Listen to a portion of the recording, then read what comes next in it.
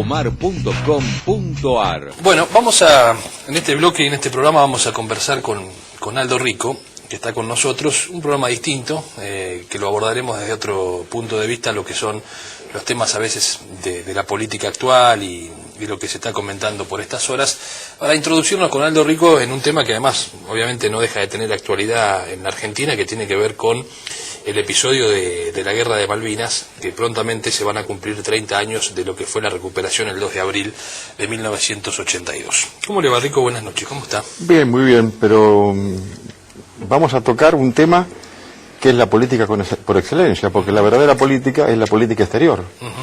La política interna es reflejo de la política exterior.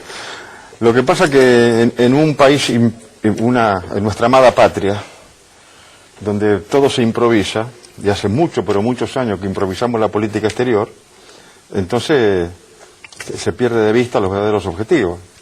Nosotros estamos en el Mercosur, pero parece que nadie sabe, menos el gobierno, que estamos en el Mercosur y que tenemos que integrarnos políticamente. Ese es otro tema. Entonces salimos con despropósito, como algo así de que no hay que importar ni un clavo. Y entonces desaparece el Mercosur, porque el Mercosur, por ahora, es una unión aduanera imperfecta, sí, y se basa en un sistema de exportaciones e importaciones. Por lo tanto, hay que definir un modelo de la región, y cada país, cada Estado nacional que se integra a la región, debe definir en ese marco modelos complementarios o suplementarios, pero no modelos aislados. Lo que yo tengo, o lo que yo produzco, que le pueda vender de alguna forma, y las exportaciones son del Mercosur. Y el objetivo, uno de los objetivos, tres debe tener. Mira lo que entramos, la gran política nacional que está ausente en la Argentina. Tenemos que definir, lo primero, la identidad de la región, porque si no sabemos qué son, no podemos definir qué queremos. ¿Y a dónde vamos? Ni a dónde vamos. Y si no sabemos dónde vamos, cualquier puerto es bueno. Lo segundo que hay que definir es cómo defendemos la renta de la región, que es lo que se está discutiendo hoy. La Argentina es gran transferidor de dólares. Bueno, estuvo Roger Waters, ¿no es cierto? ¿Roger es? Sí, Roger Waters. Que estuvo con la presidenta. Y ahí a él Moreno no le dijo que no tiene que llevarse, que no se llevó los dólares. Vino acá a llenarse de dólares y se los lleva. Y es inglés. Y todo el mundo chupándole la guitarra. Y el otro tema que tenemos que definir y defender, que es el medio ambiente. Que es el patrimonio más importante que un Estado, que una generación le tiene que legar a las generaciones que siguen. Bueno, ya lo planteaba Perón en el 73, cuando lo está expresamente escrito en el modelo argentino. Sí, por supuesto. Bueno, Perón decía muchas otras cosas además y antes. Pero bueno, así como los brasileros están vaciando el Amazonas, nosotros estamos vaciando la cordillera. Y bueno, ¿Con la minería a cielo abierto? Con la minería así, la mega minería.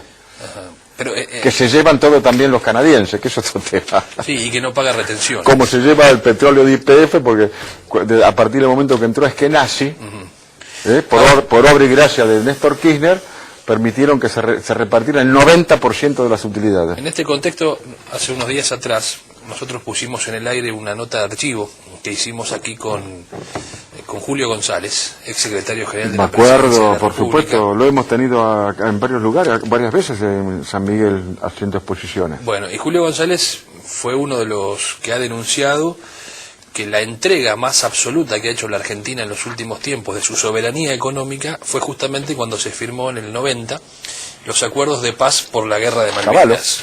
Cuando Cavallo era canciller. Cuando Cavallo era canciller. Firmó la rendición.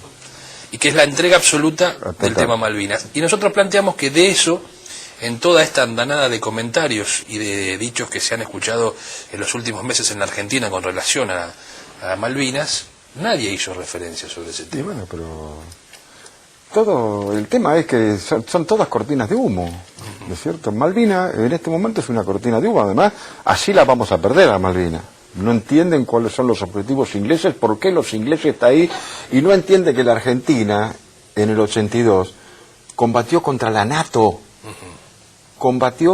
Nosotros combatimos contra la NATO, y es fácilmente demostrable que combatimos contra la NATO.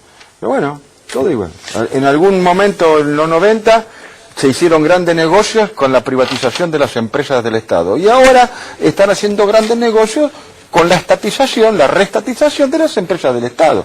Vendrá otro en algunos años más que va a volver a privatizar y serán otro grande negocio para los que están en el poder. Ahora, Rico, para centrarnos en Malvinas. No, pero digo, ¿cuál es el objetivo? ¿Por qué para entender esto, por qué los ingleses tienen su objetivo, o han tenido históricamente su objetivo en Malvinas? Pero por supuesto. Primero, hay que entender, hay que saber, hay que conocer historia general, historia militar e historia de guerra. Lamentablemente nuestros generales nunca lo habían estudiado estas cosas. Y me parece que ahora tampoco. Los ingleses nunca entregaron una colonia por las malas. Y cuando se fueron de alguna colonia, dejaron el conflicto. El Oriente Próximo, el despelote que hay hoy, más la primavera árabe, más las amenazas de Irán, Pakistán, es otro conflicto, ¿de cierto? Y bueno, entonces este es el tema. Entonces hay que ver.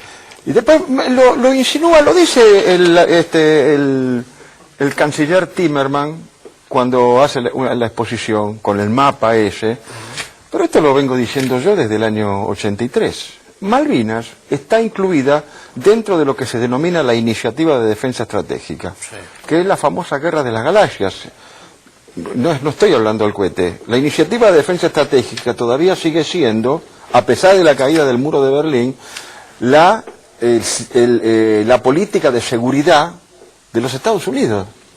Malvinas forma parte de un polígono estratégico, junto con la isla Trindade, que le cedieron los brasileros después de Malvinas, la isla de Pascua, en el Pacífico Sur, que tiene una pista de aterrizaje para transbordadores espaciales, y la isla de Diego García en el Índico, donde los ingleses, o los norteamericanos, erradicaron una población completa y nadie sabe qué pasa ahí. Malvinas, más allá de formar parte de este polígono estratégico que hace al dominio del Pacífico Sur y el Atlántico Sur, el Índico, ¿no es cierto?, es la proyección inglesa y de la NATO sobre el continente antártico. Y les recuerdo que... La principal reserva de agua dulce del mundo. Del mundo. Y les recuerdo que ellos piden y exigen el mismo territorio que nosotros, se superpone. Pero que las potencias no reconocen soberanía sobre la Antártida. Y me parece que este año, yo estoy un poco alejado de estos temas, me parece que este año cesa el Tratado Antártico. Sí. Me parece que cesa. Sí, muy bien. Sí, sí. Nosotros hemos perdido grandes oportunidades por falta de visión estratégica.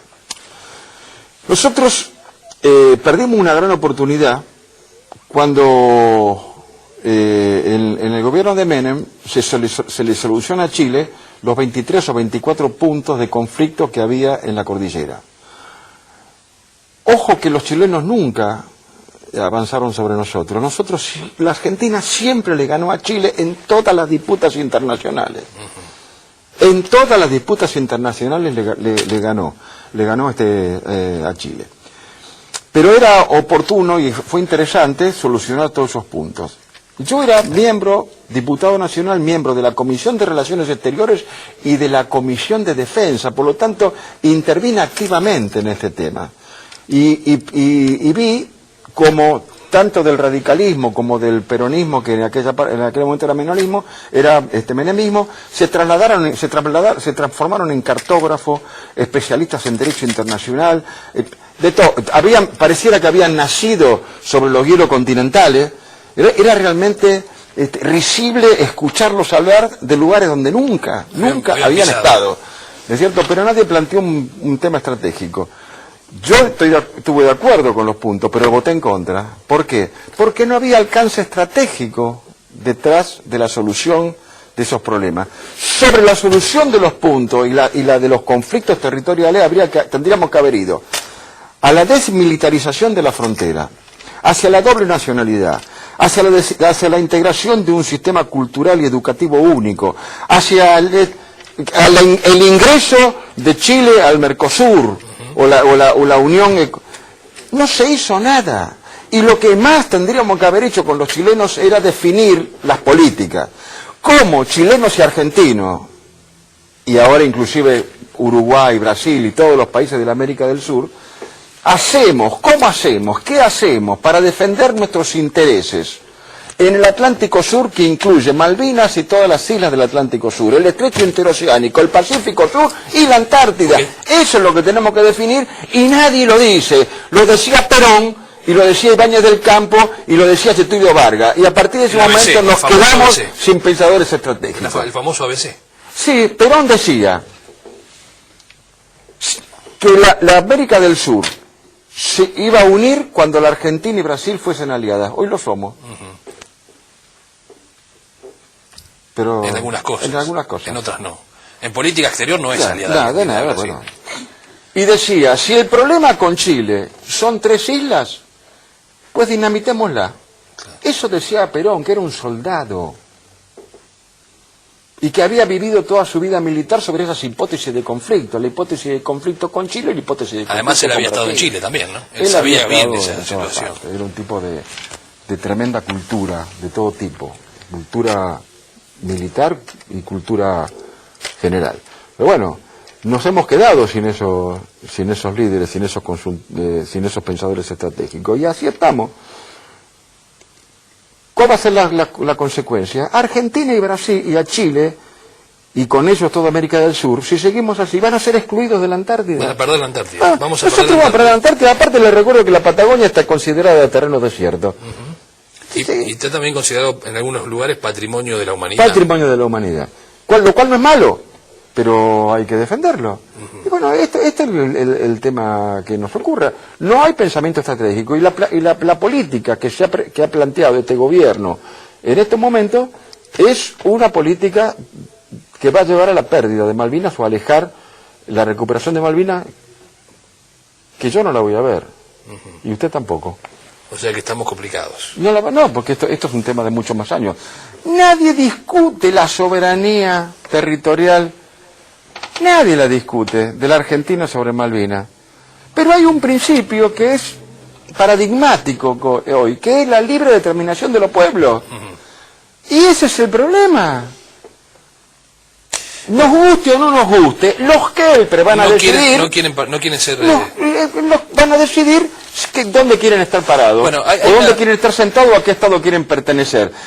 La otra alternativa es la guerra.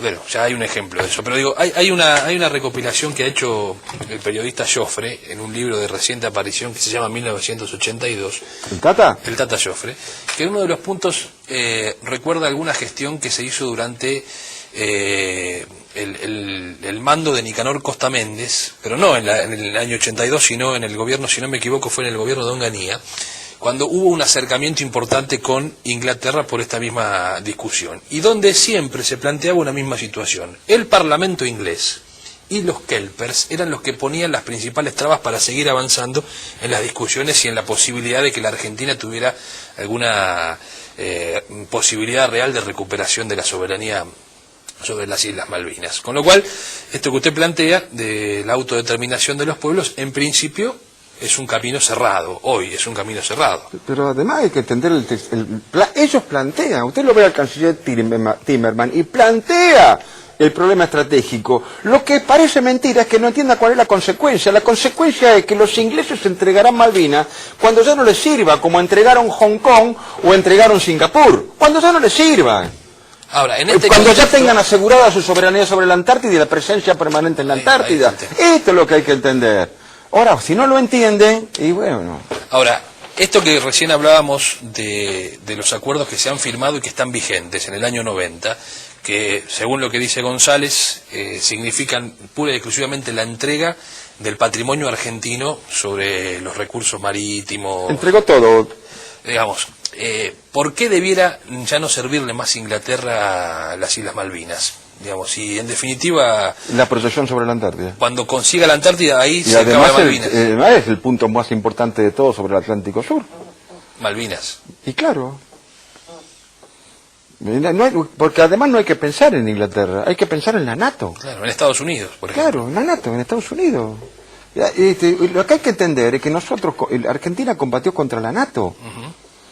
Que los dos portaaviones averiados, el Hermes y el Invencible, fueron reemplazados por un portaaviones norteamericano, probablemente el Forestal. Que cuando se les hunde el Atlántico con Bayor y se quedan sin las pistas artificiales, y tienen problemas con los helicópteros, y tienen problemas con los Sea Harrier, Estados Unidos transfiere 150 Sea Harrier que tenía la infantería de Marina norteamericana. Los llevan a Ascensión, le cambian los colores y los llevan a Malvinas. La mayor parte de los argentinos han visto un Sea Harrier en acción. En la película Comando de Schwarzenegger. Sí. El avión que usa para rescatar a la hija, ese es el Sea Harrier. ¿Usted cree que Galtieri... un VTO, sí, vertical take off, es decir, un avión de despegue vertical. Galtieri, antes de quedarse como titular del Poder Ejecutivo, allá por el 81, finales del 81, si no me equivoco, tuvo varias reuniones en los Estados Unidos. Pero, en mi opinión... tuvo una visión estratégica equivocada de cuál iba a ser la accionar de Estados Unidos, o él sabía lo que iba a pasar. Los yanquis nos hicieron la trampa. Mire, es paradojal lo que voy a decir. ¿Cuál fue la alianza estratégica del proceso? ¿Cuál fue la alianza estratégica con que comienza Videla en Rusia. el proceso?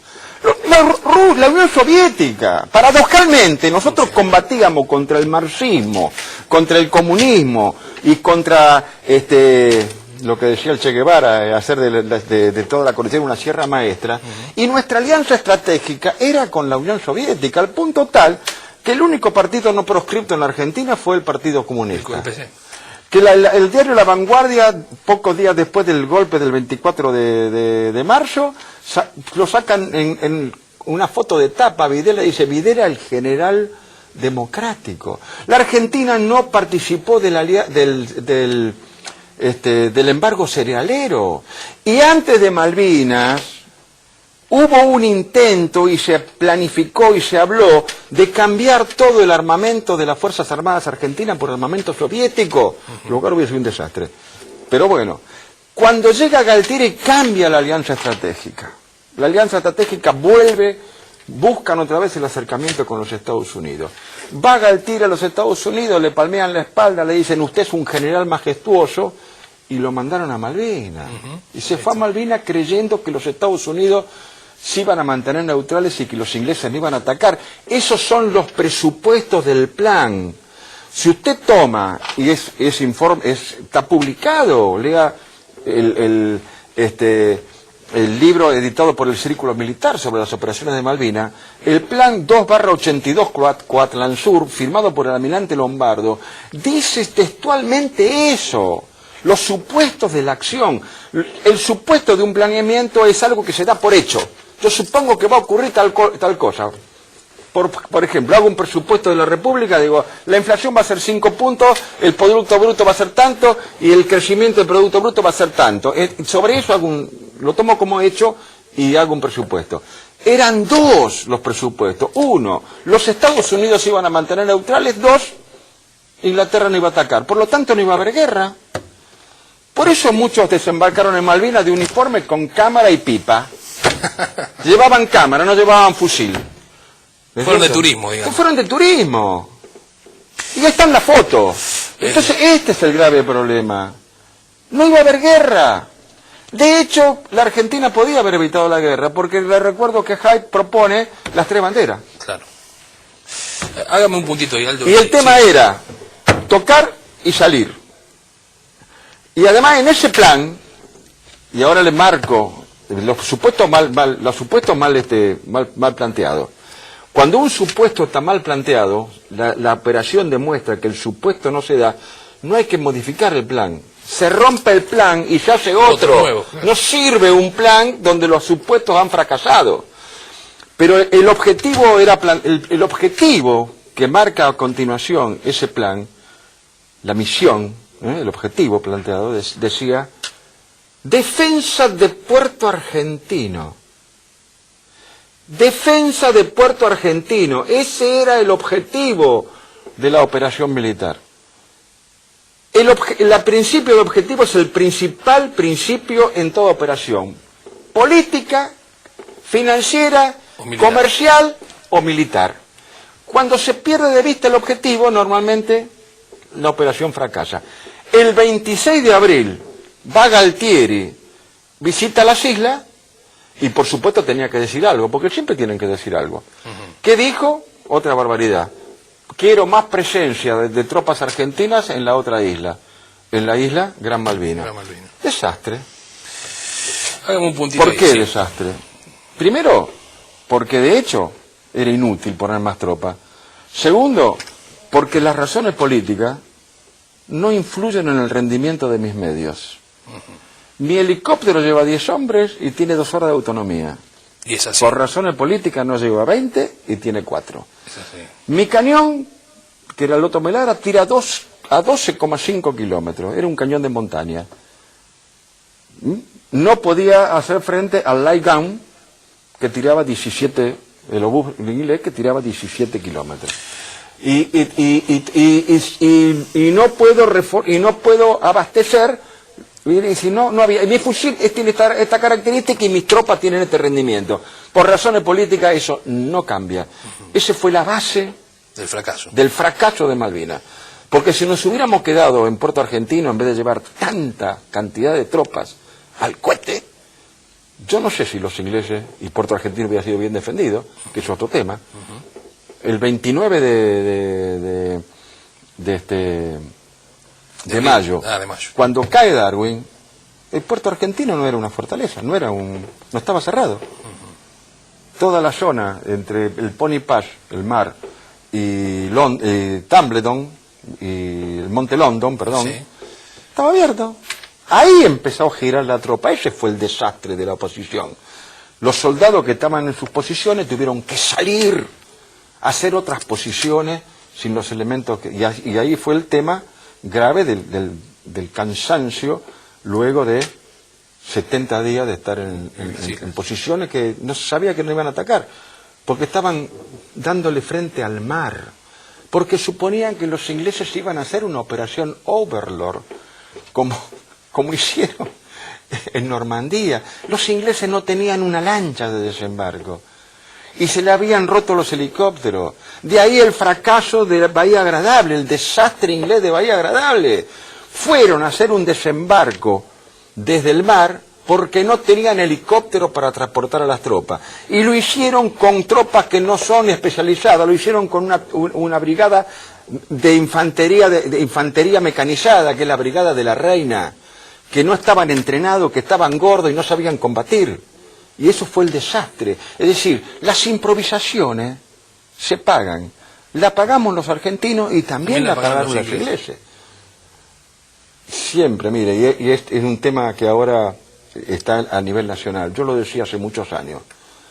Cuando un funcionario se equivoca, alguien se muere. En la Argentina hemos tenido circunstancias hace pocos días donde indica que muchos funcionarios y durante mucho tiempo se estuvieron equivocando. Y mire la cantidad de muertos que hubo. Peores en la guerra. Claro, lo que pasa es que uno dice en la guerra, bueno, la probabilidad del soldado es la muerte. Está bien. Pero uno tiene que... Como decía Patton, hagamos que el enemigo muera por su patria. Claro. Hagamos que el enemigo muera por su patria, no los míos. Los míos yo los preservo. Hagamos un puntito ahí y vamos a hacer una pausa y le quiero preguntar cuando volvamos de la pausa si todo esto que usted estaba contando recién, realmente uno puede entender que personas que estaban al frente de la Argentina, del país, pudieran cometer semejante o ser tan inocentes ante esta situación y no haber previsto este contexto mundial y cómo iba a actuar los Estados Unidos y demás. Hacemos la pausa, ya venimos. Con Aldo Rico a 30 años de Malvinas, y yo le preguntaba antes de la pausa, Rico, si uno realmente puede entender o puede creer que aquellas personas que estaban al frente del país en ese momento pudieran ser tan inocentes de no saber o no pensar o no imaginar o ni siquiera tener información de cómo iba a reaccionar Estados Unidos. ¿Y cuándo fue distinto? Bueno, es cierto eso. No eran inocentes, eran incultos. ¿Incapaces? Incultos. Lo dijimos recién. Yo no puedo manejar un país sin tener la perspectiva del conocimiento de la historia, de la filosofía, de la política. Ese es el tema. Yo lo conozco bien. Yo a Videla lo conozco desde el año 60, cuando ingresé en el Colegio Militar en el año 60, ingreso al batallón de infantería y Videla era el jefe del batallón de infantería. Y me fui del Colegio Militar peleando contra Videla, Viola y Viñoles, que eran director, subdirector y jefe de cuerpo del colegio. Estamos hablando del año 72. Nuestros cadetes salían y iban a combatir a Tucumán y a otros lados. Mazaferro, Verdina. Teníamos muertos, heridos. Decreto de Martínez. Y decían que eran delincuentes comunes. Miren el desastre que hicieron después. Y en una reunión social, tengo testigos, discutiendo, les dije, ¿ustedes no se dan cuenta que ni el retiro van a poder cobrar? Y ahí están. Yo tampoco cobro el retiro, ¿eh? Pero por otras razones, digamos. Pero estoy suelto, estoy libre. No me pueden acusar de ninguna cosa rara. Eso ni el retiro pueden cobrar. Es improvisación.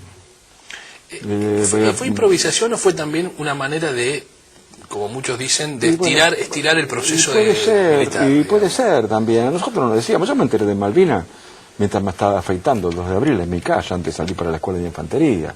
Es decir, fue un secreto bien guardado, cosa que es extraño en la Argentina, mantener un secreto.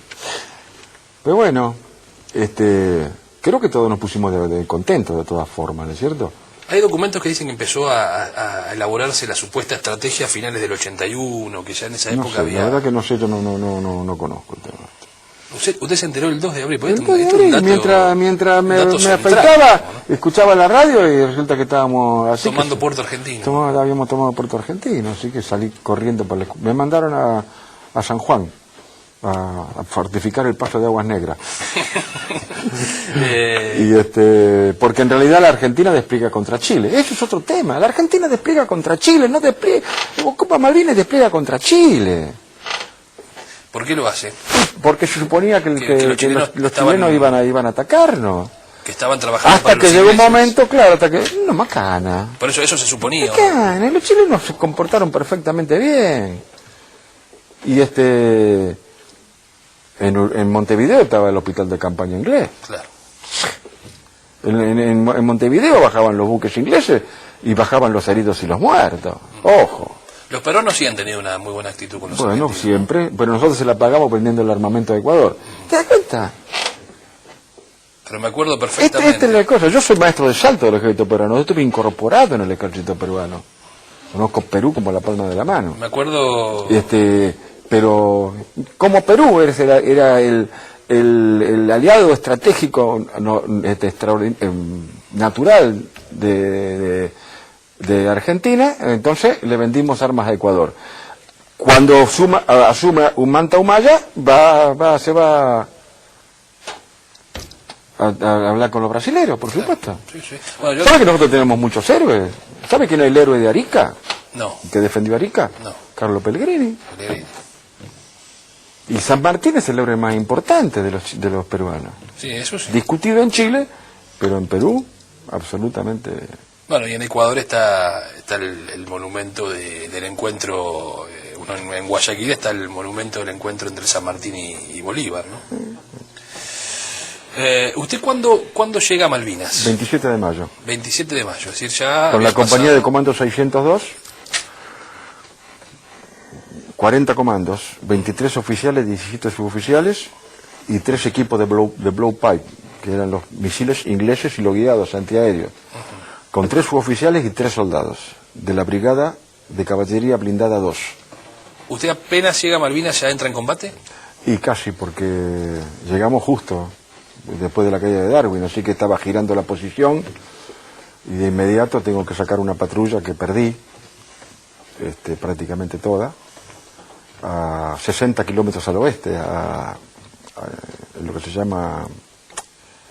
el monte, no me voy a olvidar, y no me voy a acordar,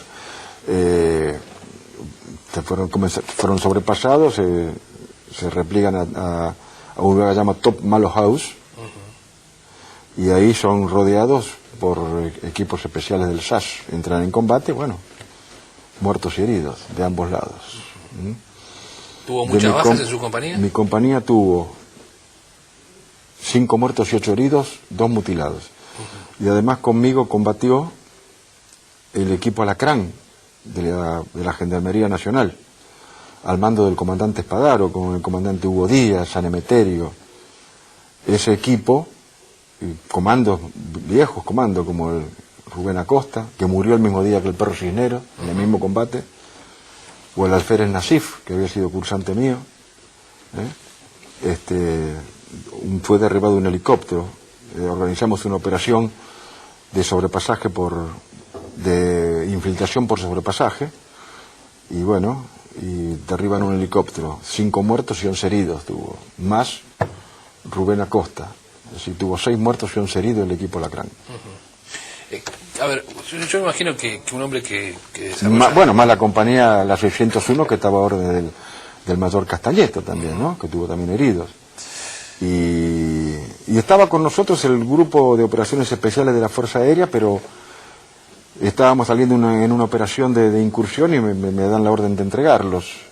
Y los llevaron al aeropuerto, porque se pensaban que iban a atacar por el mar.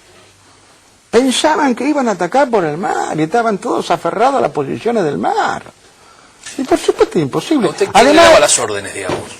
Y las órdenes teóricamente las daba Menéndez, pero nadie les cumplía. Los 2 generales que estaban bajo él. O sea que era un caos entonces, digamos. Y no le cumplían, eran compañeros de él y no tenían sus particularidades, ¿no? Además, las capacidades que da el comando superior, es decir, Menéndez, son correctas. La capacidad es lo que se le asigna al enemigo.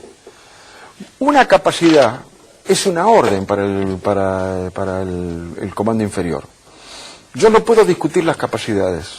Eso es doctrina. Decía, desembarcar en San Carlos. Hay 3 San Carlos, ¿eh? Hay San Carlos Puerto, San Carlos Frigorífico y San Carlos Estancia. Desembarcar en Darwin Gusgrin y desembarcar en Bahía Agradable, y los 3 cumplieron. Y después decían aproximarse a Puerto Argentino por las alturas Rivadavia. Las alturas Rivadavia es una dorsal de la isla Soledad que va desde San Carlos hasta Puerto Argentino, y por ahí vinieron. Es decir, vinieron, el comando superior, Menéndez, daba una capacidad que era correcta, fue la que se cumplió, pero los que estaban debajo de él, los 2 generales que estaban debajo de él, no le hacían caso, entonces defendían contra el mar, ¿es cierto? Y por eso después del 29, tiene que girar la posición. ¿Pero por qué no le hacían caso? ¿Porque no confiaban en Menéndez? Y bueno, y porque no había... tampoco había... No había conducción entonces. No había conducción y tampoco había estrategia conjunta. ¿Alguien me puede explicar qué hacía el Belgrano en ese lugar? Cuando en la orden 2/82 Coatlansur, que acabo de nombrar, decía que la flota no iba a salir porque estaba el peligro del conflicto con Chile. ¿Me quieren decir? ¿Alguien me puede explicar qué hacía ahí el Belgrano? El Belgrano tenía que haber estado en Puerto Argentino. Cañones de 8 pulgadas, plataforma de defensa antiaérea y plataforma de guerra electrónica. No hubiera entrado nadie. Cañones de 8 pulgadas, no había buques en el mundo que tuviesen esa capacidad de fuego. Las fragatas inglesas nos tiraban con cañones de 14 milímetros, como la nuestra, cañones ametralladoras, tuc, tuc, tuc, tuc, tuc, tuc. Y los Vulcan tiraban no sé cuántos miles de metros, nunca metieron un impacto en Puerto Argentino, imposible, porque el paraguas antiaéreo de Puerto Argentino impedía que entraran. Los combates eran... Ahora, uno salía de Puerto Argentino ni radio tenía, porque las contramedidas electrónicas inglesas eran feroces. Lo del frío, lo del hambre, todo eso fue cierto. Eso es propio del soldado. Pero eso fue el cierto. soldado no va a la guerra a engordar y a pasarla cómodo. El soldado va a la guerra y no, yo perdí 16 kilos. Quemé comida. Pero comí una vez por día, cuando podía, mientras te impartían órdenes. Después, hacíamos la preparación de las operaciones con que salían las compañías. Uno en combate prefiere dormir y no comer. El tema es dormir. Sobre todo nosotros que estábamos toda la noche. ¿Y no podían dormir? No, claro, pero ¿cuándo había que dormir? Cuando terminaba el combate. Uno empezaba a salir de operación a las 5 de la tarde y volvía a las 10 de la mañana. De ahí se dormía, hasta las 3, 4 de la tarde donde se impartían las órdenes. Ahora, está el otro tema que siempre se dijo de Malvinas sobre la presencia de los conscriptos en la guerra. Mire, la infantería argentina,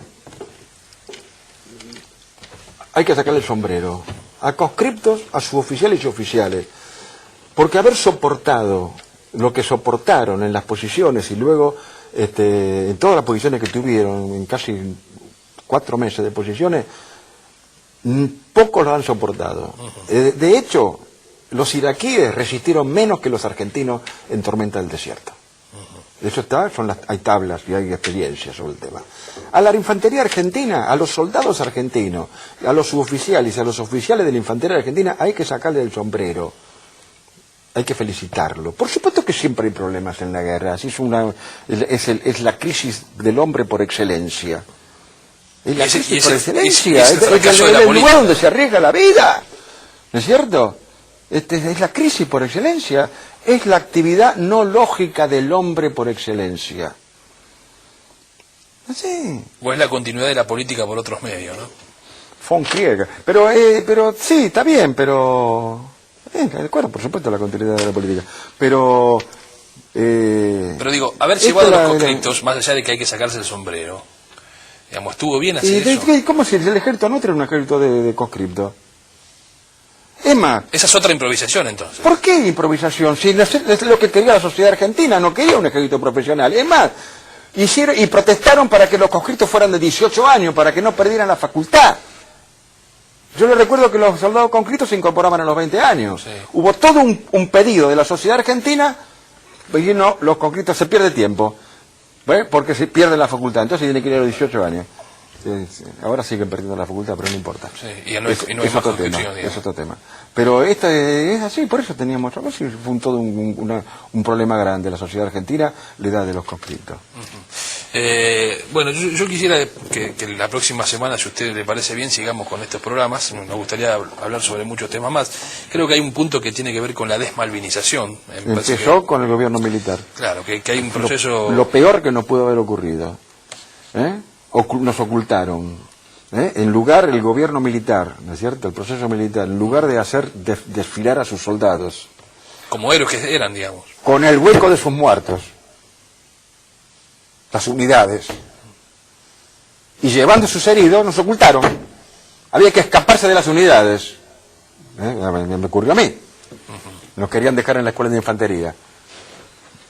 Para cómo nos reciben acá en la escuela de infantería, con un gran copetín, el entonces coronel Minicucci, y le dimos dura. ¿Ah, sí? Aquí hacía como 40 días que no tomaba claro, un vaso de vino.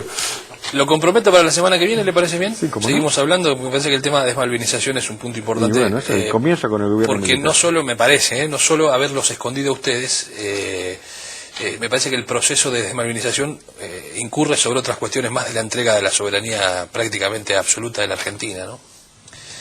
Gracias por venir, Aldo. Un placer, muchas gracias. Hasta la semana que viene. Nosotros con Aldo Rico, ustedes saben que la semana pasada les contamos que, y además combinamos con el propio Aldo Rico de seguir conversando sobre el tema de la causa de Malvinas, sobre lo que significa Malvinas, cuando están próximos a cumplirse 30 años del 2 de abril de 1982. Habíamos avanzado la semana pasada en el primer programa sobre varios temas relacionados incluso con la geopolítica del por qué los ingleses están en Malvinas y además por ahora seguramente no van a pensar dejar su presencia allí, pero también sobre algunos puntos ya particulares de cómo fue el conflicto bélico. ¿Cómo le va, Rico? Gracias por estar otra vez. Gracias por la invitación.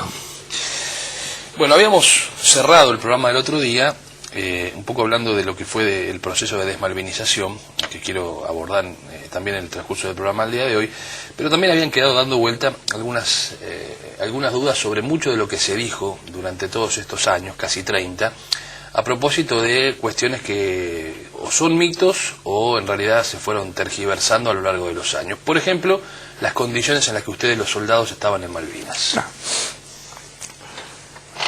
Acá todos los problemas que hubo en Malvinas no eran por falta de abastecimiento. Los problemas son de conducción. En realidad, eso lo planteamos, y de la pérdida de los objetivos, de vista de los objetivos. El objetivo era Puerto Argentino, y lo que estaban en Puerto Argentino en realidad era una tela de cebolla lo que se hizo. Y la mayor cantidad de tropas y las mejores tropas estaban fuera de la isla y no combatieron, ni las atacaron. Todos los que estaban en Howard, en Fox, lo mejor que había. Incluso los que defendían Darwin, que fueron atacados y hicieron una muy buena resistencia.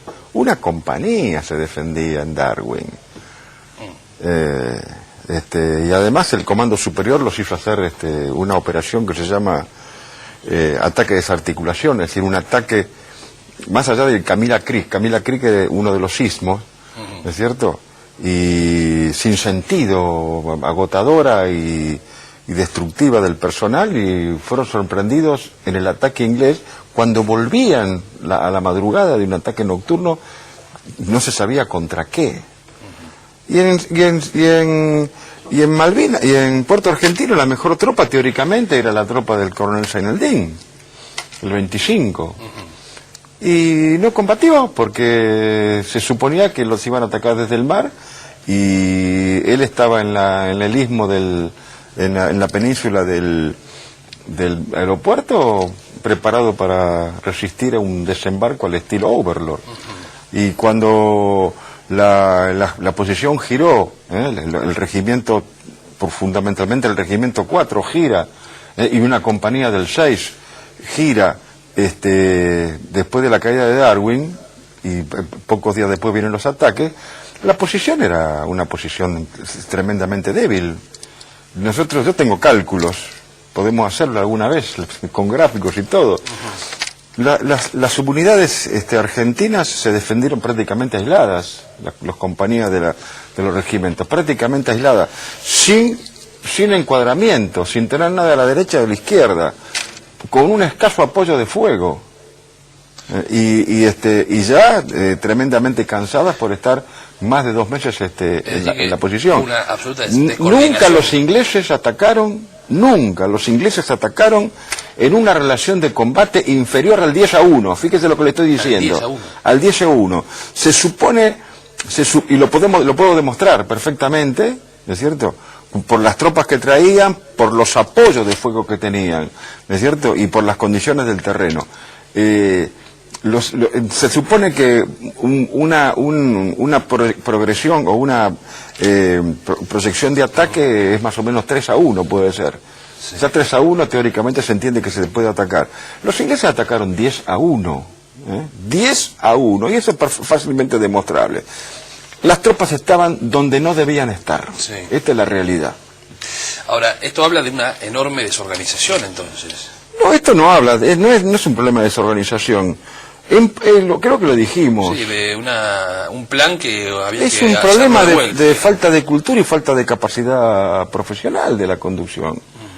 Este es el problema. No por razones políticas, por esto y por lo otro, pero en realidad en Puerto Argentino era realmente el lugar por donde atacaron los ingleses, desde London hasta el Pony Pass, ¿no es cierto? Era una tela de cebolla, con muy pocos apoyos de fuego y muy descoordinada. Yo podría contar anécdotas técnicas, pero no lo van a entender. No lo van a entender. Ahora, ¿los ingleses usted cree que sabían que estaban ustedes en esa condición de inferioridad 10-1? Sí, los ingleses atacaron compañías disminuidas. Ellos sabían perfectamente, porque es un problema de elemental. Ellos atacaban compañías disminuidas y cuasi aisladas, sin reservas, no había reservas, con regimientos reforzados y con un tremendo apoyo de fuego, y con tropas que estaban relativamente descansadas, con buen entrenamiento. Yo les recuerdo que los ingleses operaron fundamentalmente con sus 2 batallones de paracaidistas, sus 3 comandos de infantería de marina, Los comandos de infantería de marina 50, 51 y 52 son es nivel regimiento, nivel batallón, ¿no es cierto? 3 o 4 compañías, más todos los apoyos de fuego, más los misiles Milan, más la visión nocturna de sus ametralladoras. Que en eso sí eran ampliamente superiores. Eran superiores. Nosotros no teníamos visión nocturna en las ametralladoras, en la posición, eso desnivela los ataques en las posiciones, más los misiles Milan, que eran misiles semiautomáticos y lo guiados. Uno fija el anteojo y el misil va al blanco. ¿La mayoría de los combates eran de noche? Por supuesto, el inglés opera de noche, siempre opera de noche. Era para atacar de noche, sí, por supuesto. ¿Qué hay de cierto con esto de la presencia de los gurkas, los famosos Yo no he visto gurka, por ahí tengo un cuchillo gurka, pero del Army gurka, no civil. Pero yo no los he visto los gurka, no se sabe, yo no sé si participaron del ataque, el primer ataque a Monte London. Yo no tengo testimonios, sí he visto argentinos en las tropas inglesas y sí he visto latinoamericanos en las tropas inglesas. Además los he escuchado hablar. ¿En las tropas inglesas? Sí, por supuesto, si son tropas mercenarias. No digo mercenario en forma despectiva, ¿eh? Bueno, contratan al El mercenario es el estadio más alto del soldado. Es el combate porque le gusta. Claro. Ojo, pero por eso no sabemos nunca cuántos habrán sido realmente sus bajas. Nunca se va a saber las bajas inglesas. Primero porque no eran soldados conscriptos y muchos ni siquiera eran ingleses. O sea que estamos hablando de gente que fue a combatir porque primero le gustaba porque combatir. Le pagaban. Y le pagaban. Y porque estaban para eso, estaban entrenados por eso. ¿No es cierto? En general tenían 4, 5 y más años de entrenamiento, aunque había algunos que tenían 17 años, había algunos muy jovencitos. ¿Le tocó enfrentarse cara a cara con nosotros combatíamos de noche, por lo tanto, más allá del Sanosevic y alguna otra exabrupto, no veíamos. Por supuesto se combatía y después ellos se replegaban y nosotros también, porque nosotros combatíamos en el interior del dispositivo, 5 o 6 kilómetros más allá de Harrier, de tu sister, ¿no es cierto? Y por supuesto se hacía el combate y uno tenía que volver a entrar antes de que amaneciera o con las primeras luces a la posición. Ahora, yo me imagino que cuando uno elige la carrera militar como la ha elegido usted, por supuesto que está como una de las posibilidades en un momento tener que ir a la guerra, tener que combatir. Y para eso estamos. La realización del soldado es el combate. Ningún soldado se puede sentir mal cuando debe combatir para defender a su patria. Ahora, una cuestión es cuando uno se prepara y otra es cuando tiene que ir a la guerra, digamos. Psicológicamente, ¿hay alguna modificación a la hora de decir, esta es la verdad, digamos, vamos a ver, acá llegó? No es valiente el que no tiene miedo, que es imposible. Es valiente el que hace las cosas a pesar de sus miedos.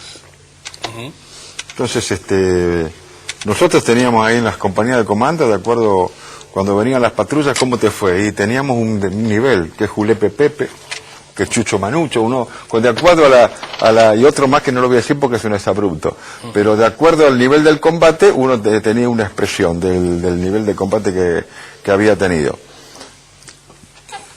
Lo que a lo mejor había que plantear es qué es el heroísmo. ¿Qué es el heroísmo? Porque normalmente está condecorado aquel que tuvo la heroicidad del minuto.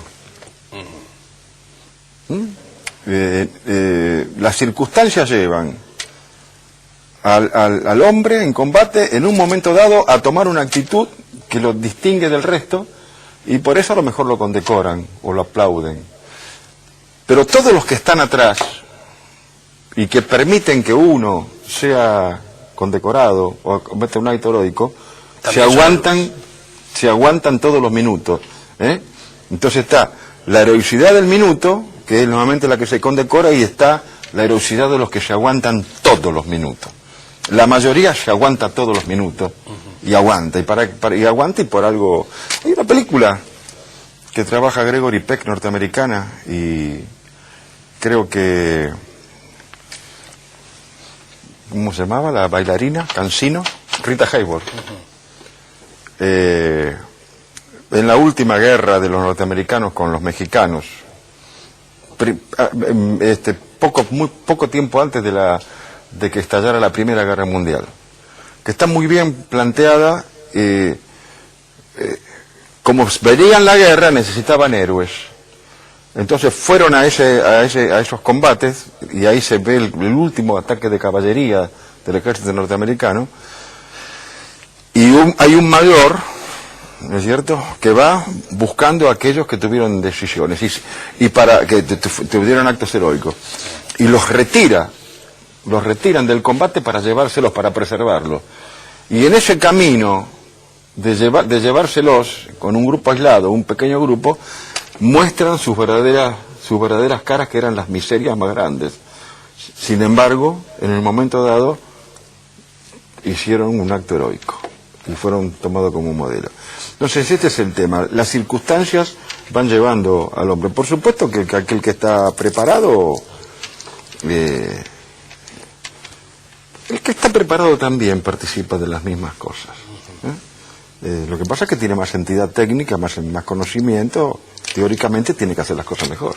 ¿Y cuántos había no preparados? ¿Eran muchos los que no estaban preparados? No, el ejército argentino es un ejército de soldados conscriptos, que además tenían 18 años, no porque el ejército así lo hubiese querido, sino porque la sociedad argentina protestó y logró el desacierto, por decirlo así nomás, de tener soldados incorporados de 18 años. No tienen la madurez. Sin embargo, se las aguantaron. ¿No es cierto? Y tenían el entrenamiento normal que puede tener cualquier ejército de soldados conscriptos, donde uno todos los años los despide y todos los años recibe un contingente nuevo al que hay que enseñarle todo otra vez. Es un desgaste y un derroche de medios y de recursos. Yo nunca he sido partidario del ejército de conscriptos. Yo soy partidario del ejército de voluntarios. Hoy muchos dicen, para encauzar a la juventud, restablecer el servicio militar. Todos hablan de restablecer el servicio militar. ¿Cuántos soldados tendríamos que haber incorporado? Porque vamos a tocar un tema que hoy es candente, ¿no es cierto? Oye, hay 2 millones o 3 millones de jóvenes en edad crítica entre los 14 y los 18 años, 20 años. ¿Qué tenemos que incorporar soldados de 14 años? El cuartel no es un reformatorio. El cuartel es un lugar donde la vida es durísima, debe ser durísima. A veces no lo es, pero debe ser durísima, porque prepara a los hombres para la guerra. Y estar preparado para la guerra significa tener un entrenamiento donde el entrenador o el sistema coloca al hombre en lo que nosotros los comandos llamamos límite del comportamiento humano. ¿Cuál es porque el entrenamiento y la conformación de un combatiente requiere persistencia en la educación y el entrenamiento. En un curso de comando, los cursos de comando que yo conducía, los últimos, no sé si ahora cómo andarán, que duraban 4 meses, sí. El hombre se lo recibía y se lo colocaba en el límite del comportamiento humano, y ese límite del comportamiento humano terminaba dentro de los 4 meses. Y en ese límite del comportamiento humano hacía todo, desde integrar una patrulla hasta nadar, hasta conducir esa patrulla. Es decir, la presión es total. Por eso a algunos se sorprende cuando hablamos los comandos. Todos los comandos. Para nosotros la guerra fue menos esfuerzo que un curso de comando. La única diferencia son los muertos. ¿Menos esfuerzo porque se encontraron con una realidad no tan dura? No, porque uno en el curso de comando no descansa, porque está al socaire del instructor. En cambio, uno en combate puede descansar, tiene tiempos. Eso lo creo que lo dijimos, sí, ¿no es cierto? Que yo perdí 16 o 17 kilos, porque en combate usted prefiere, sobre todo en combates cortos como eran estos. Prefiere dormir que comer. Prefiero dormir y no comer. Uno come cuando puede. Los ingleses nos abastecieron con la comida que quedó en Puerto Argentino. Me acostumbré a comer cereales en el San Edmond, en el buque San Edmond, cuando nos trajeron, que eran todo lo que fumábamos los cigarrillos argentinos y todo lo que quedó en Puerto Argentino. ¿Qué pasaba en las posiciones, sobre todo en los riscos? Y había que hacer todo a brazo. Los soldados hacían todo a brazo. No había helicóptero, no había vehículo, no había nada. Había que subir y bajar. Armas, munición y comida. Por eso hay veces que se comía una vez por día y se comía mal, claro que se comía mal. En condiciones realmente malas, porque el ambiente geográfico de la isla es tremendo. Es hostil. Es hostil. No hay árboles. O es risco, son ríos de piedra, o es turba, que es como el barro. No hay caminos. El viento, la lluvia, la nieve, el frío son permanentes, cambia el tiempo cada 10 minutos. Uno sale con sol y vuelve nevando. El ambiente de la isla es realmente complicado. Nosotros nos movíamos a veces con facilidad porque teníamos motos Kawasaki. Sí, teníamos 26 motos Kawasaki, además usábamos los Land Rover que confiscábamos a los ingleses. Pero quedaban enterrados permanentemente. Era imposible sacarlos. Había un procedimiento. Cada Land Rover tenía un gato de carpintero. Así lo usan. Se lo levantan cuando quedó encajado en el mallín, porque es todo como mallín. Ahí está. El que quiere saber qué es la isla es como un mallín, como el mallín chileno. Sí. Así es el mallín de nuestra cordillera, que se llama el mallín chileno, así es. Pastos bajos, agua y barro. El vehículo queda encajado, se lo levanta con el gato de carpintero de un paragolpe y se lo tira para un costado, se levanta adelante, se lo saca de la huella y se lo pone en otra huella, y ahí hay que salir, ¿no es cierto? Y por supuesto cuando estábamos en campo abierto y ocurría esto en una patrulla y nos empezaban a tirar con artillería, quedaba el vehículo ahí. Las motos nos salvaban. ¿Usted iba en moto? He hecho algo en moto, pero no, yo en moto fundamentalmente iba a la compañía de la 601 de Castañeto. Hemos rescatado heridos nuestros e heridos ingleses en moto, también. Cuando la sección de comando que estaba en Howard, en la otra isla, derriba con un blowpipe a un Sea Harrier y el piloto cae en el canal, lo van a retirar, lo van a buscar, lo salvan porque había caído con los hombros quebrados. En la expulsión del avión, claro, se quebró los dos hombros, estaba inhabilitado. Y ahí lo cargan. El mayor Llanos creo que fue, que era el médico de la patrulla. Lo cargan, teníamos médicos muy particulares, eran paracaidistas, comandos, combatientes, todo, ¿no? Lo cargan y se lo llevan al puesto, a la enfermería del regimiento, sí, no sé. Y eso era normal. Es un tema a destacar. La guerra, el soldado inglés es un soldado que respeta las normas de la guerra. Respeta las normas de la guerra. Y en general se respetaron en Malvinas las normas de la guerra. Aún en combate. Ahí usted tiene un libro que son una recopilación de fotografías de Nicolás Casanseu. Sí. Mucho se habló del tema de lo que se decía en el continente, de lo que estaba pasando en las islas desde el punto de vista de la cobertura mediática. Bueno, pero eso es una cosa, no estoy justificando. Eso ocurre en toda la guerra. Bueno, ocurre con la economía hoy, que dicen una cosa y está ocurriendo otra. Y bueno, todo así. Sí, por supuesto. Por supuesto. Hoy me preguntaba otro periodista de otro medio, si sabíamos que íbamos a perder la guerra. La guerra se iba a perder el suyo. La Argentina no puede combatir contra la NATO. Además, no sé si lo explicamos la otra vez, pero las Fuerzas Armadas Argentinas no estaban para combatir en un ambiente insular de alta densidad contra la NATO, y en invierno. Estaban preparadas en una hipótesis de conflicto que era con Chile. Cordillera estival en el continente y con un enemigo que iba a presentar un combate de baja densidad. No se cumplió nada de eso. Es como si Monzón hubiera querido pelear con Muhammad Ali. Era el mejor, Monzón era el mejor boxeador de su tipo, Monzón. pero contra Muhammad Ali seguramente no hubiera podido, no daba el peso. Claro. Ahora, y es lo mismo con nosotros. Usted el otro día planteó que también cuando el plan que se elabora, digamos, queda desarticulado, queda desfasado, desubicado de lo que realmente era, había que hacer uno nuevo y no real. Claro, lo que pasa es que el plan lo rompieron los que tenían que conducir.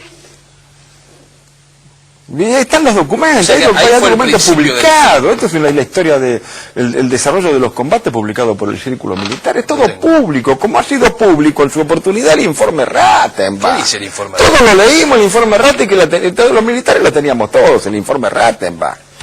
¿No es cierto? Tenía como 20 carpetas del informe Rattenbach. Informe técnico, nada más, no es un informe político. La operación se desnaturalizó por los que tenían que conducir, ese es el tema. Entonces, en vez de estar en Puerto Argentino, estaban las tropas en cualquier lugar menos en Puerto Argentino. Hoy le comentaba a un periodista, colega suyo, una anécdota, por ejemplo. El Regimiento 5 de Infantería, de Paso de los Libres, me parece que estaba en la otra isla.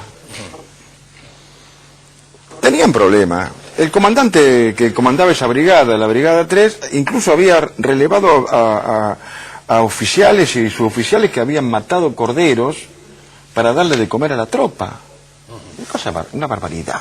Pero bueno, hay algunos que tenían una mentalidad bastante extraña. El jefe de este regimiento, el coronel Mabragaña, manda un mensaje al puesto de comando de la brigada que estaba en Puerto Argentino pidiendo que le mandaran medias. Y el comandante le manda a decir que no tenían medias, que usaran diarios, papel de diario, papel para poner y reemplazar un poco las medias. A lo que el coronel Mabragaña contesta: no recibo el diario todos los días. Y esta es la realidad. ¿De dónde va a sacar papel? Diario, claro, papel. De diario de cualquier cosa en Hogwarts, que no había nada. Ni internet había, así que... No, me imagino. Ahora, como dijo una vez Landricina, ni intemperie no teníamos. Esto evidencia que había faltantes, entonces, de algunas cuestiones. Pero no es que había faltantes, es que no se los podían llevar. ¿Cómo hacían para...? Pues ya cuando los ingleses estaban ocupando San Carlos y estaban ocupando Darwin Goose Green, para mandar un helicóptero... No podía pasar. Pero no podía pasar. A mí me derribaron un helicóptero en una operación de infiltración por sobrepasaje, donde sacamos las dos compañías, hasta Montequén, y salió del paraguas de Puerto Argentino y fue derribado. 5 muertos, 11 heridos de Gendarmería Nacional. ¿No es cierto? Entonces era imposible. Un buque que llevaba abastecimiento fue hundido. Hubo que rescatar los obuses que llevaba haciendo buceo. El tema es, lo volvemos a repetir, por razones políticas dicen hay que poner más tropas en la otra isla, en Gran Malvinas. Las razones políticas no influyen sobre el rendimiento de los medios. Los medios dan lo que dan y por razones políticas mi helicóptero no lleva más gente de la que no resiste un misil. ¿No es cierto? Aunque lo entonces no era el puerto argentino podía estar atiborrado de abastecimiento, pero no se podían mandar. ¿Cómo llegaban? ¿En qué? En Puerto Argentino había un paraguas antiaéreo donde no entraba nadie. Los Vulcan, no sé a qué distancia pasaban, a qué altura, y tiraban una bomba de vez en cuando que caía en cualquier lado. A nosotros los comandos nos infiltraron un helicóptero Scout y nos lanzaron 2 misiles Milan una noche, una madrugada, en Puerto Argentino. Se metieron por la bahía y enfrentaron al alojamiento de los comandos, que era el gimnasio del pueblo. El primero pegó en la bahía adelante y el segundo pasó por arriba del techo y pegó en lo que era el edificio de la policía de Malvinas, donde estaba nuestra policía militar, y lo derrumbó. ¿Y usted estaba durmiendo en ese momento? No, estaba de patrulla. Ajá. Cuando llegamos estaba el hilo del misil arriba no son improvisados los ingleses. Son de los mejores soldados del mundo. Y junto con los españoles, la mejor infantería del mundo. Nosotros somos herederos de los españoles. Claro. Tenemos una buena infantería. Siempre la hemos tenido. Lo demostramos en las invasiones inglesas. ¿Es cierto? En las escuelas militares, como batalla de infantería, se estudia la batalla del Ebro. Claro. de la Guerra Civil Española. Y recuerdo siempre lo que dijo el comandante inglés en la primera invasión, cuando vio a la tropa del regimiento de Patricio, de la legión de Patricio. Y es famoso, dice: ¿quién es esa tropa de escudo al brazo tan valiente y generosa? La infantería nuestra dio ejemplo, y no únicamente los soldados, porque los soldados estaban ahí porque estaban los suboficiales, los suboficiales estaban ahí porque además estaban los oficiales. Por supuesto que hubo problemas, como en toda guerra. Hubo miserias y hubo heroísmo, pero lo que prevaleció fue la heroicidad de todos los minutos. Se las aguantaron. Tito, hágame rico, a veces una pausa y ya enseguida quiero continuar con usted. Le voy a preguntar algunos temas más. Ya venimos, un minuto nada más. Resumir un poco lo que ha sido el programa de la semana pasada y lo que ha sido este programa también. ¿Usted se acuerda cómo fue el momento de la rendición? Y nosotros estábamos con las dos compañías de comandos, habíamos pasado a la península de Camber, completos las dos compañías, para... allá en la península de Camber había un grupo de artillería con cañones de 90, a órdenes del mayor Monjes de artillería, también comando. Y habían querido que pasáramos la noche anterior, nosotros nos negamos, porque no teníamos los medios, y organizamos una patrulla, una operación, y transbordamos con el Jeguín, que era un remolcador que estaba, y el buque, el guardacosta de la prefectura que estaba ahí, que creo que era el río Iguazú. Pasamos del otro lado y nos fuimos hacia el ataque y hicimos unos bloqueos. Pero aproximadamente ahí pudimos ver, presenciamos desde ahí la caída de la posición, y cuando nos fuimos evacuamos a todo el personal, a todo el grupo de artillería que estaba ahí, lo pasamos otra vez a Puerto Argentino. Así que pude ver en un verdadero escenario los últimos combates. ¿Fue una gran desazón, personalmente, para usted? Y por supuesto, a nadie le gusta perder, ¿no es cierto? A nadie le gusta perder, sí, por supuesto. ¿Pero no lo sorprendió? No, nosotros estábamos convencidos de que no íbamos a... Se podía haber resistido, si se hubiera organizado bien la posición, si se hubiera mantenido el objetivo de Puerto Argentino, si no hubiera habido tropas en ningún otro lado, si el crucero hubiera estado en Puerto Argentino con sus cañones, los más poderosos que había en servicio en aquel momento, de mayor alcance, la posición es probablemente que no hubiera caído, porque el 14 de junio ya, pocos días después, la isla se convirtió en un témpano de nieve y hielo, y el inglés no tenía dónde refugiarse. Tendría que haber vuelto a sus buques si no tomaba la posición. Los únicos que teníamos refugio éramos nosotros, porque teníamos Puerto Argentino. No, tomaba Puerto Argentino, claro. Así que este es el tema, y la desazón es esa, que nosotros perdimos por lo menos el primer embate. No sé qué hubiera pasado después, No sé qué hubiera pasado después, si la guerra se hubiera encendido. Yo le recuerdo que la Argentina resolvió no regionalizar la guerra. No regionalizar la guerra, porque incluso había tropas y buques de la Unión Soviética dando vueltas. Pero la Argentina incluso no regionalizar la guerra con los apoyos que fueron ofrecidos y los refuerzos que fueron ofrecidos de América del Sur, del continente. Se aceptaron repuestos, munición y algunas cosas fundamentalmente de Perú. Y creo que también de Venezuela.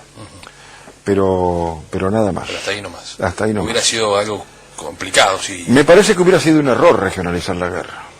Pero bueno, a lo mejor hubiéramos ganado. Lo que pasa es que desde el punto de vista geopolítico, como usted explicaba muy bien la semana pasada, la necesidad de Estados Unidos y de Gran Bretaña de tener esa posición en el Atlántico Sur difícilmente hubiera hecho que retrocedieran y reconocieran definitivamente la pérdida de la posición. No, lo hubieran vuelto de otra forma.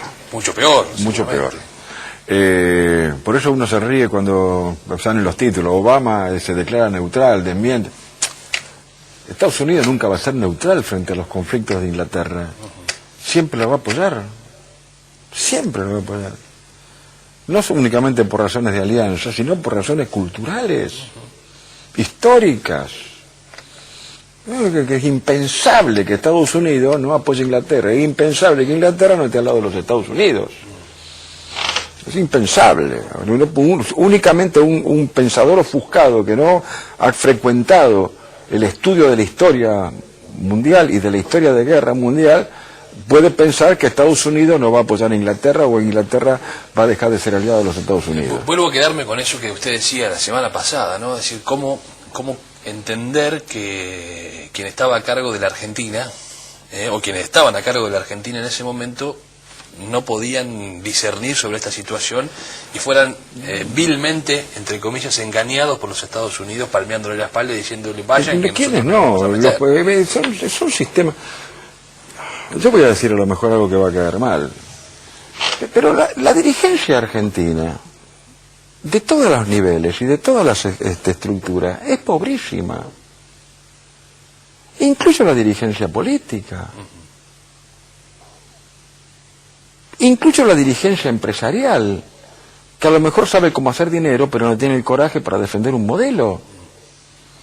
Nosotros tenemos sistemas de promoción en todos los sistemas, en todos los modelos y en todas las áreas de la actividad argentina, que son lamentables en la Argentina. Así como no tenemos pensamiento estratégico, somos veletas desde el punto de vista de la política internacional, ¿no es cierto? No sabemos dónde estamos parados, no sabemos si estamos dentro del Mercosur o fuera del Mercosur, si los chilenos son amigos o enemigos, ¿no es cierto? Lo mismo pasa en los sistemas de promoción. Nuestro sistema de promoción, nuestro sistema de ascenso de jerarquía en todos los niveles, en todos los órdenes, es muy mala. Es muy mala. Normalmente no son los mejores los que conducen los diferentes sectores. Bueno, también así está introducida la política, ¿no? Es decir, y los ascensos por cuestiones relacionadas con la política. Estoy incluyendo la política. Pero me refiero a la política definiendo quién asciende como general, quién no asciende, por qué. Bueno, además hoy en la política esa antes se influían los intereses de las promociones y de las armas. Y ahora influyen los intereses políticos. Claro. Yo le digo sinceramente, hay algunos camaradas y compañeros que se van a sentir... Pero no puede conducir una operación terrestre a alguien que no sea de infantería o de caballería. No puede. Porque no entiende el mecanismo. La táctica es estar en capacidad de hacer una rápida relación entre tropas y sus formaciones y el terreno donde uno se mueve. Y eso únicamente, la visión de eso la tienen los que manejan elementos de combate. Y los que manejan elementos de combate son los de infantería y caballería. Aquel que no ha visto un regimiento desplegado en el terreno, atacando o defendiéndose, no puede conducir, porque no tiene visión, no tiene conciencia de la relación de los medios y el terreno. Y la pregunta es, ¿cuánto hoy de las tropas, ¿no? de los cuadros argentinos, ha visto un regimiento desplegado en el terreno hoy? O un escuadrón de caballería atacando en el terreno. Yo creo que nadie. Hace muchos años que esas cosas no se hacen porque no hay presupuesto y no sé si funciona. Fíjese usted que ha salido hace poco que están falsificados en la Fuerza Aérea los registros para los permisos de pilotaje. ¿Cuántos pilotos tenemos? De tener los pilotos más brillantes y reconocidos en el mundo por su coraje y por su valentía, yo creo que nos estamos quedando sin pilotos. Y no hablemos de la tecnología, eso creo que lo tocamos, ¿no es cierto? Sí, sí. La confrontación entre modelos de tecnología y modelos de coraje y habilidad. Todo eso forma parte, ¿cree usted, de lo que se denomina, a mi criterio, el proceso de desmalvinización? Por supuesto. Que no es solamente la guerra de Malvinas, sino que... Por supuesto, todo. Bueno, pero hoy tenemos en el poder a la juventud maravillosa que Perón expulsó de la Plaza de Mayo. Vamos a entrar un poco en política, a lo mejor también molesto, pero ¿cómo puede haber seguridad y cómo puede haber conducción de la fuerza de seguridad cuando la fuerza de seguridad están en manos de personajes que formaban parte de organizaciones subversivas, terroristas, que mataban policías, mataban soldados, mataban gendarmes, mataban prefectos y mataban civiles inocentes? Entonces este es el tema. Hay una disposición ideológica frente al problema que es negativa. Más allá de que hoy los jueces en general en la Argentina participan de la doctrina del abolicionismo. Son todos abolicionistas. No son garantistas, ojalá todos tenemos que ser garantistas. Son abolicionistas. Por eso tenemos todos los delincuentes libres. Como los delincuentes son víctimas de otra víctima, entonces no se los puede punir. Ahora, yo recuerdo alguna vez entrevistándolo a usted que me contaba sobre su relación, por ejemplo, con Carlos Kunkel, con Galimberti y demás, a los cuales usted calificó que... Con Galimberti era mi amigo. Combatido, Galimberti era mi amigo, nos hicimos amigos después de mucho tiempo. Con Kunkel la relación era política, y bueno, me mintió miserablemente, pero bueno, ya está. Es la norma en la política, la mentira hoy. La política es el arte de la negación y de la mentira hoy. A lo mejor lo podemos tocar. Tengo un libro de dos pensadores ingleses, el arte de la negación normal, y hay ejemplos tremendos de arte de la negación. El rey Juan Carlos, François Mitterrand, Felipillo González, Carlos Menem. Fueron votados para una cosa y hicieron exactamente otra. Felipillo González lo votaban para una cosa, fue para otra. Bueno, Mitterrand lo mismo.